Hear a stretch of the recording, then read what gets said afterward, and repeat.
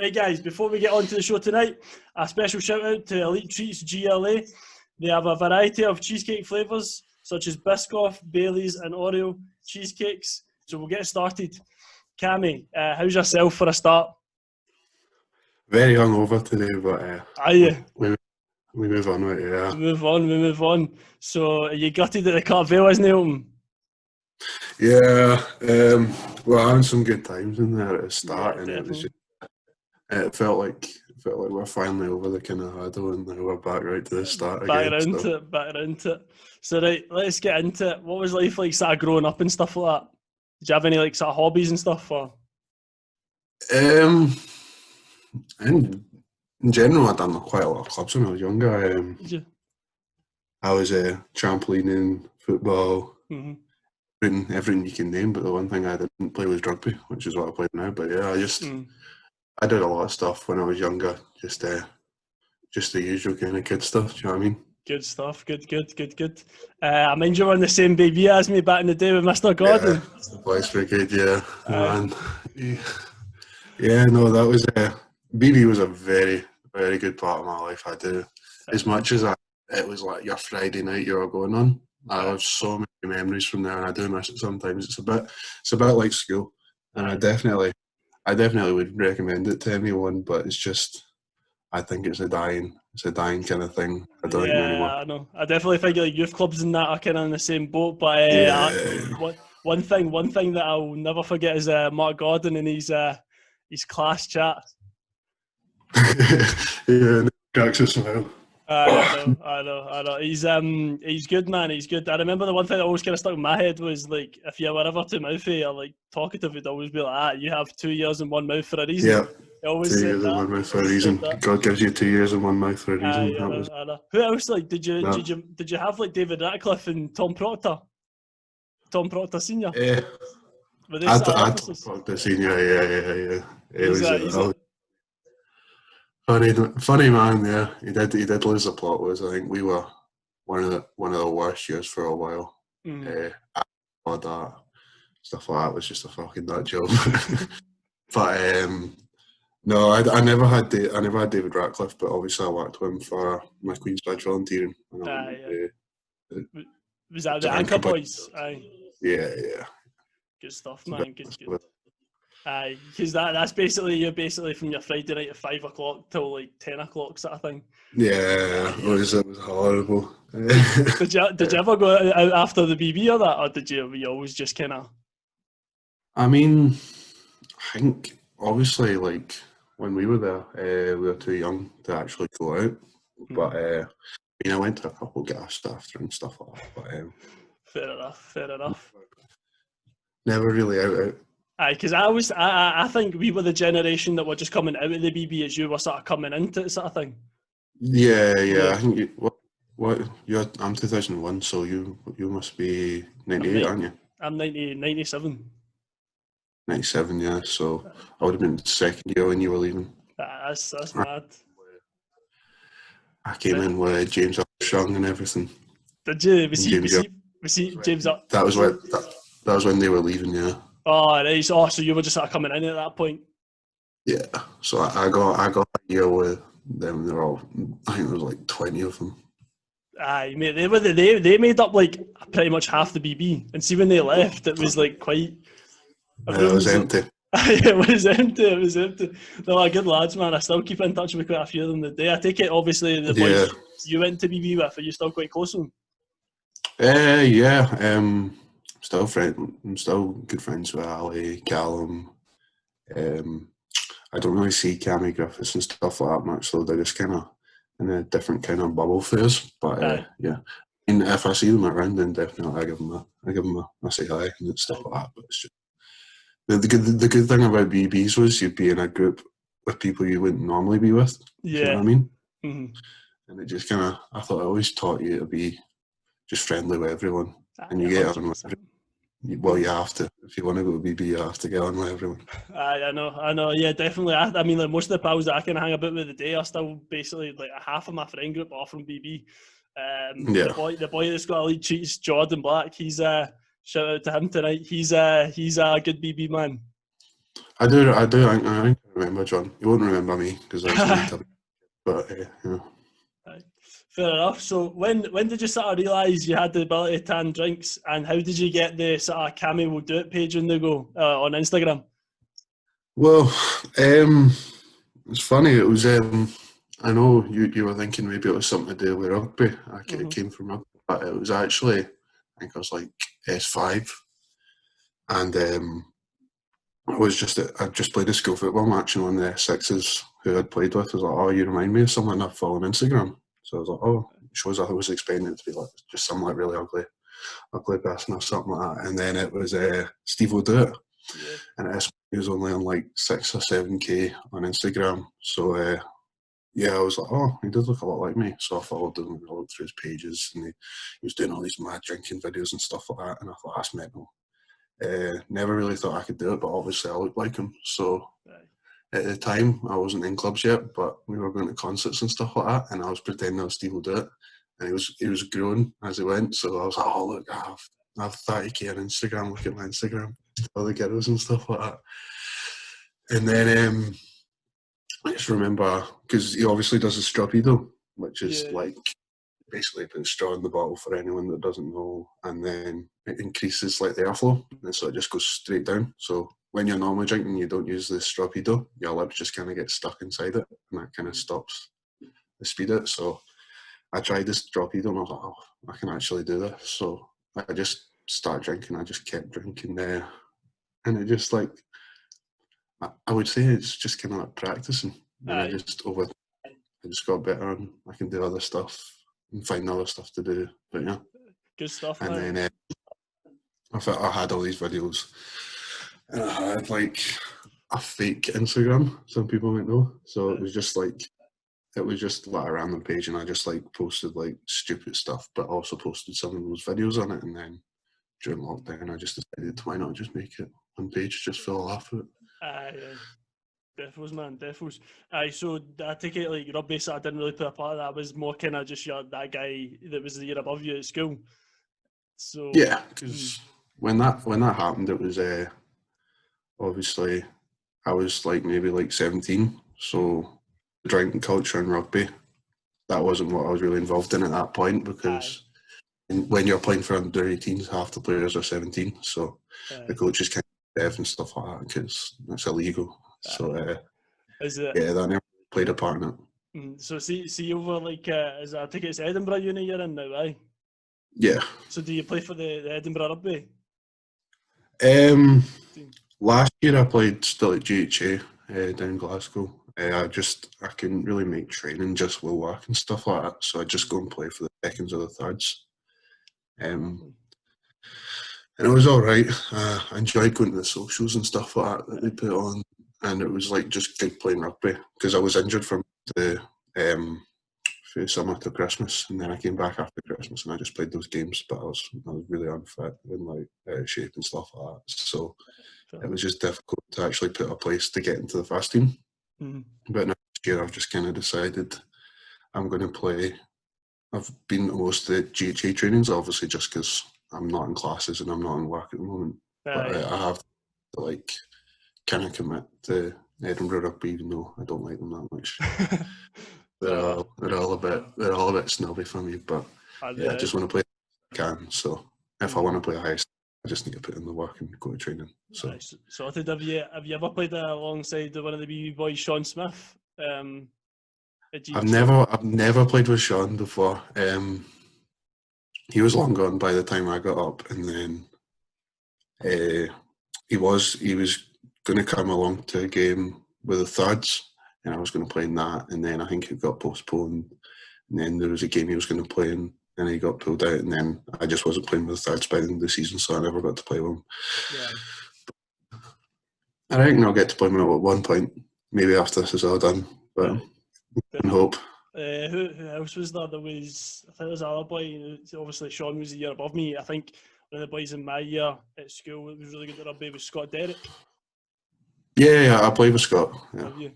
I can take it. He just seems like an absolute beast on the park. Like I've never watched him play, but I think I seen him run. I think I seen an Instagram clip where he like ran through someone with the ball. Pretty much, it's just like It does sound a bit like me. He's just a bit of a. He's just nuts when he's on the rugby field. He's a good player though. Nice guy. Definitely. Anyway, so having 346 followers the last time I checked on your Instagram. Yeah. What is the worst thing you've had to tan on it? I don't know. Decent. That's a good question. Probably. Obviously, I do like sometimes I'll do a mad dog or a bucky, and that's a horrible thing to drink. Yeah. But there's not really any apart from being very drunk, there's not really any after effects of it. But beer, I think I just have to say beer, just because in general you're just so gassy and so bored. It's just I done the 12 Coronas. Somehow I posted the first 6 of them. So I done that, and I was just I felt terrible for the rest of the night. I was just hiccuping all over the place, and I was being sick and stuff like that, just because there was so much gas. It wasn't the best experience. I remember. No, what were you saying? I also mind seeing the video of you Witherspoons down at Charlotte, Johnston and Maxwell's. Yeah, that was one of the funniest experiences of my life. What was it? Yeah, I'd been at work. I worked up at the piping centre up in Glasgow, and I was just I finished it early for some reason. I think I finished at 8, and some of the boys were at what do you call it, at the pub. Maxwell's. So I just got the train along because I was getting the train back from work anyway. So I thought I might as well pop in, and I think I had literally my tip money from the night with me, and that was it. So then I was like, I can't really buy much for this, and then I think one of the boys just had the idea to stick it in an Instagram story. Anything that's sent to the Wetherspoons table, I'll tan. And we weren't really expecting much. We were maybe expecting a pint or 2. And then got sent a couple of shots, and I was like, that's good, a pint. And then Ruby Ramage sent me a bottle of red wine, and that was just the start of the downward spiral. Like that. And then I got given the 2 beers. And obviously, as I said before, beers make you really gassy. So I had the 2 beers at the same time. And then it just all came up. And that was me. But I mind my sister, did anyone send you was that did anyone send Guinness in that, or any Oh, that was a second time, yeah. So the first time I obviously didn't learn from that. I was drunk obviously, but I wasn't that bad, so I was I'll do it a second time. So I did it a second time. I got sent Guinness and pints and all this stuff. Someone sent me a load of vodka shots and that. And then I ended up getting sent a big picture of Wooloo so I tanned that, and then I was just completely gone. I was lying in the Spoons toilets being sick, and then outside on the bridge over the top I was being sick off that, and it wasn't a good experience. I wouldn't do it again. People waiting in the bus, getting covered in second-hand Yeah.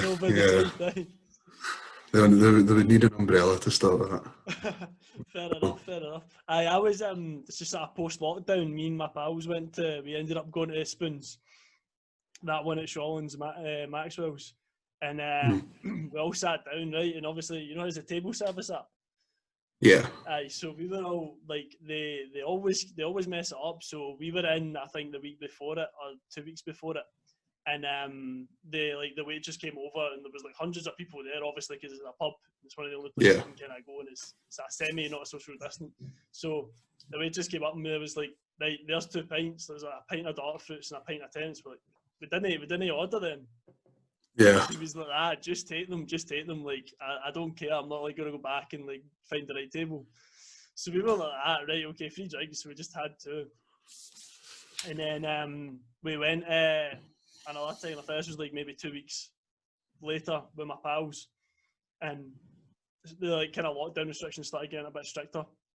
Yeah. So we originally went to Phillies at Shawlands, and we couldn't get in because we're only 2 households sort of thing. So we went to Maxwell's, and oh my God, they were all over the place, man. We'd sat at a table. I think it was table number 3 or something, and we'd moved to table number 6 right across the way from it, and we'd said to the guys that worked there here, like, if any like burgers or like food comes to that table, gonna send it to the table like next to it. And they were like that, right, okay, no worries. And then they came over to me, like, sorry, you're sitting at this table again? Like, aye, they're like, we've moved.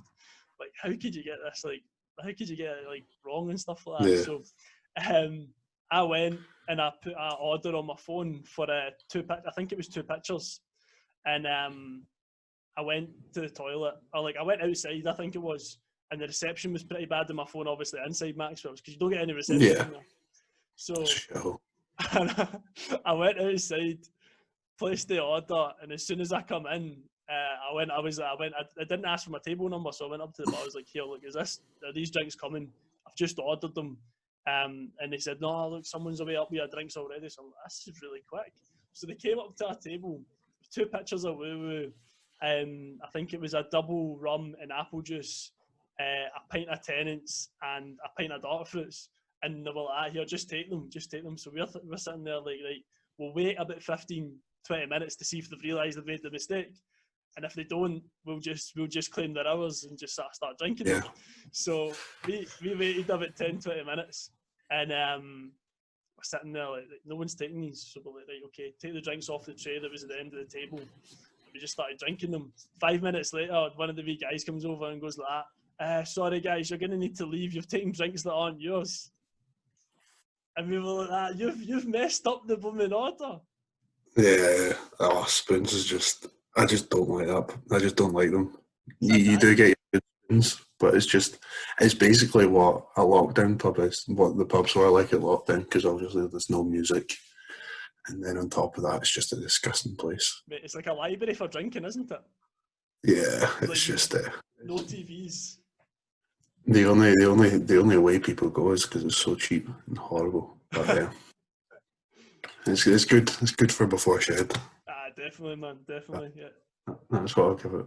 Yeah, I mean, I suppose like shed on a Saturday night, you're spending what, like 7-8 quid on like a Venom or something.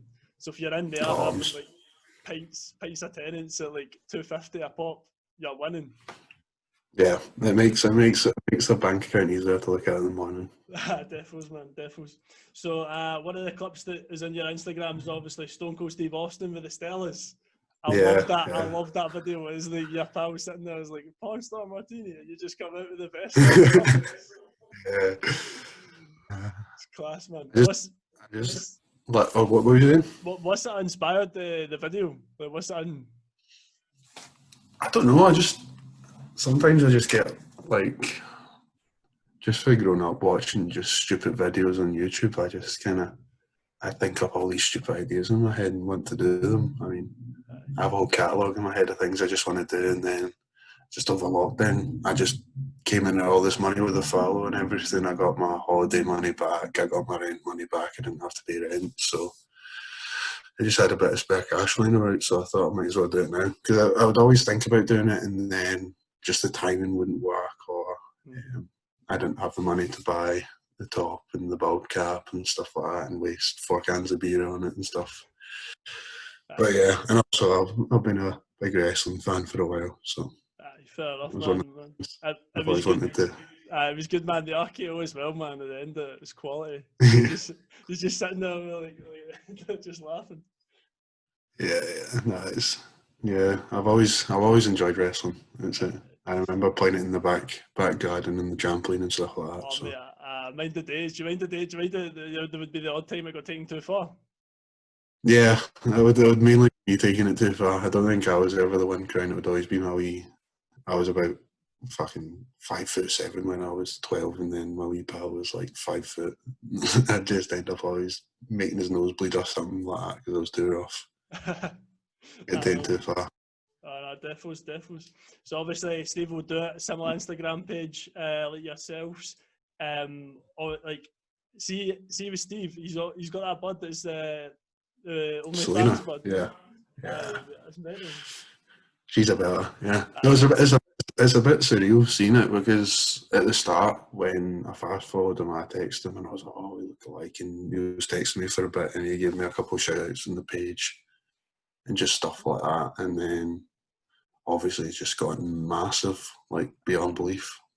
I thought he'd just like stop at 500k, but he's up. What's he at now? Like 3.5 million or something mental like that. That's nuts, Meeting man.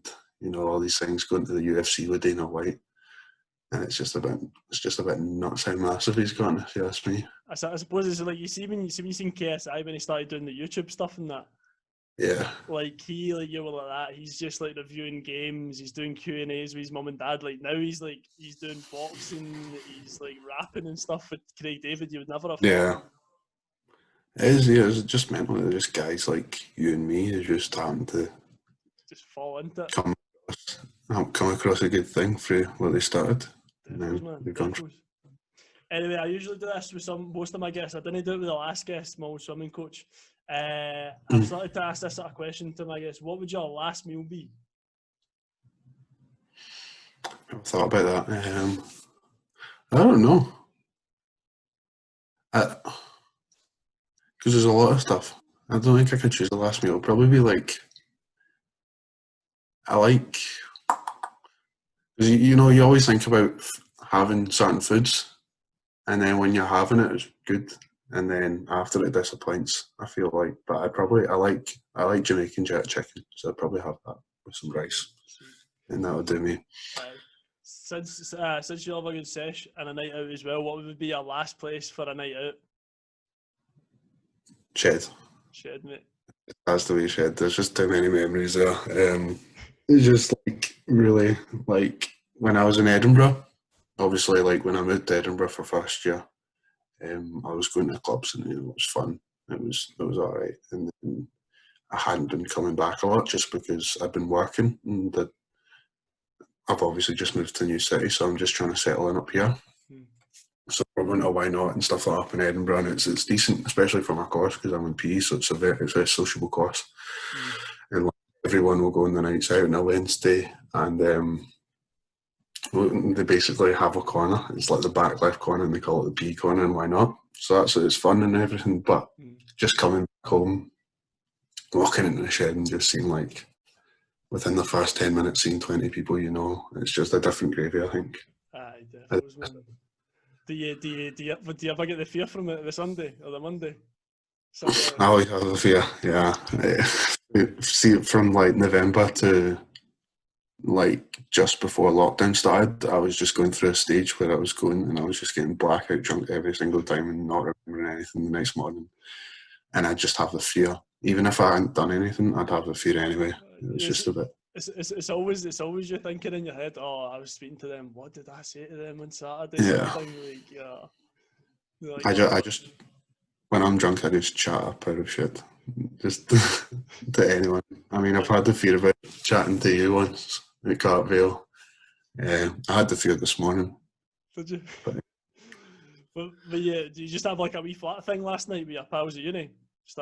Yeah, it was just a couple of girls who just went over to the flat, and I think one of the girls' brother was there, and I was just chatting all sorts of rubbish to them, and yeah, it just wasn't the best thing to think about in the morning, but Fair enough, mate. Fair enough. So is that a quiet one the night then? I don't. Some other girls in our class are having a couple of people as well. But I think I'll just go and I won't have anything to drink. I'm not feeling up to it tonight. Fair game, mate. Fair game. Anyway, Cammy, thanks for coming on the show tonight. Wish you all the best with your year at uni. Guys, give this man a follow. The link will be in for his Instagram page. Will be in the description below.